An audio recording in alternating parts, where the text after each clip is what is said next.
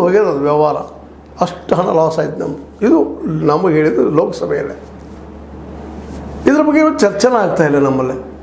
ಯಾಕೆ ನೀವು return up ಮಾಡಿರಪ್ಪ ಅವರು, ಹೆಂಗೆ ಲಾಸ್ ಆದರು, ಏನು ಕಾರಣ ಆಯಿತು, ಏನು ಉದ್ಯೋಗ ಸೃಷ್ಟಿ ಮಾಡಿದರು, ಎಷ್ಟು ಮಂದಿ ಉದ್ಯೋಗ ಕೊಟ್ಟಿದ್ರು, ಎಷ್ಟು ಮಂದಿ ಪೇಮೆಂಟ್ ಕೊಡಲಾರ್ದು ಉಳಿದ್ರು, ಎಷ್ಟು ಪ್ರಶ್ನೆಗಳು.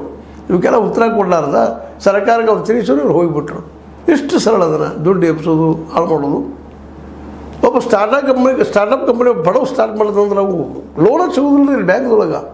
ಇದು ಚಾಲೆಂಜ್ ಮಾಡಿ ಹೇಳುವಂಥದ್ದು. ಕೊಲ್ಯಾಟ್ರಲ್ ಬೇಕ್ರಿ, ಅದು ಬೇಕ್ರಿ, ಇದು ಬೇಕ್ರಿ, ನಿಮ್ಮ ಎಜುಕೇಷನ್ ಬೇಕೇ ಇಲ್ಲರಿ. ನೀವು ದುಡ್ಡು ಇದ್ದವರು ಅಥವಾ ರಾಜಕೀಯ ಹಿಡ್ಕೊಂಬರ್ರಿ ಅಂತ ಕೊಡ್ತೀವಿ ಅನ್ನೋಷ್ಟು ಮಟ್ಟಿಗೆ ಈ ಬ್ಯಾಂಕ್ಗಳು.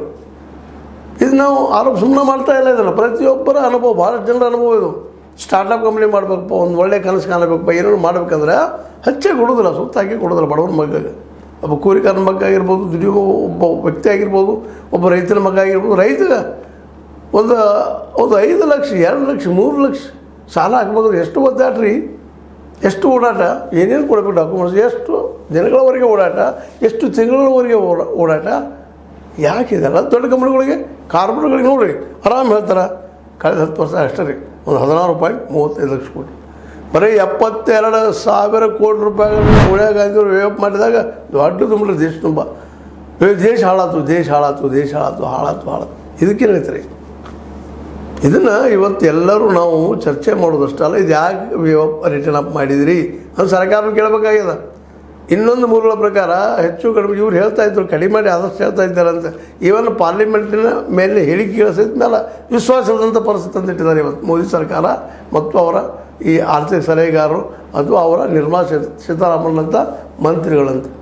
ಇವ್ರು ಎಷ್ಟು ಕರೆ ಹೇಳ್ತಾ ಇದ್ದಾರಪ್ಪ, ಎಷ್ಟು ಸುಳ್ಳು ಹೇಳ್ತಾ ಇದ್ದಾರೆ. ಯಾಕಂದರೆ ಒಂದು ಅಂದಾಜಲ್ಲಿ ಈಗಾಗಲೇ ಕೇಳಿದಂಥ ರಿಪೋರ್ಟ್ಗಳ ನೆಲೆಗಟ್ಟಲೆ 26 ಲಕ್ಷ ಕೋಟಿ ರೂಪಾಯಿಗಳ ರಿಟರ್ನ್ ಅಪ್ ಆಗಿದೆ. ಸಾಲ ಬೇರೆ, ಮತ್ತೇನು ಸಾಲ, ಏನು ಒಟ್ಟು ಗದ್ದಲ ಕ್ಲಿಯರಾಗಿ ಕೇಳ್ತಾ ಇಲ್ಲ. ಇವ್ರ ಮನೆ ನಾವು ಕೇಳ್ತಾ ಇದ್ದೀವ, ವೈಯಕ್ತಿಕವಾದ ಏನದ ಏನಿಲ್ಲ ಅಂತೇಳಿ ಆಸ್ತಿ. ನಮ್ಮ ಸರ್ಕಾರ ನಾವು ಟ್ಯಾಕ್ಸ್ ಕಟ್ಟಿದ್ದ ಟ್ಯಾಕ್ಸ್ ದುಡ್ಡು ಎಲ್ಲೆಲ್ಲಿ ಏನಾಗ್ತಂತ ಇವತ್ತು ನಮ್ಮ ಪತ್ರಿಕಾರಂಗ ಸಹಿತ ಪ್ರಶ್ನೆ ಮಾಡ್ತಾಯಿಲ್ಲ. ಏನು ಮಲ್ಕೊಳ್ಳೋದೇನ್ರಿ ಪತ್ರಿಕಾರಂಗ, ಅಥವಾ ನಮ್ಮ ಗೋಧಿ ಮೀಡಿಯಾ ಮಲ್ಕೊಳ್ಳೋದೇನ್ರಿ?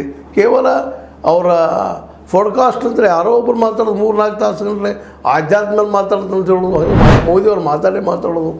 ಅದೊಂದಾದ್ರೆ ಅದೊಂದು ದೊಡ್ಡ ಇಶ್ಯೂ ಅದು. ಅದ್ರ ಬಗ್ಗೆ ಮಾತಾಡೋದು ನೋಡೋಣ. ಈಗ ಇಲ್ಲಿ ಬಂದಿದ್ದೇನಪ್ಪ ಅಂದರೆ ಇಷ್ಟು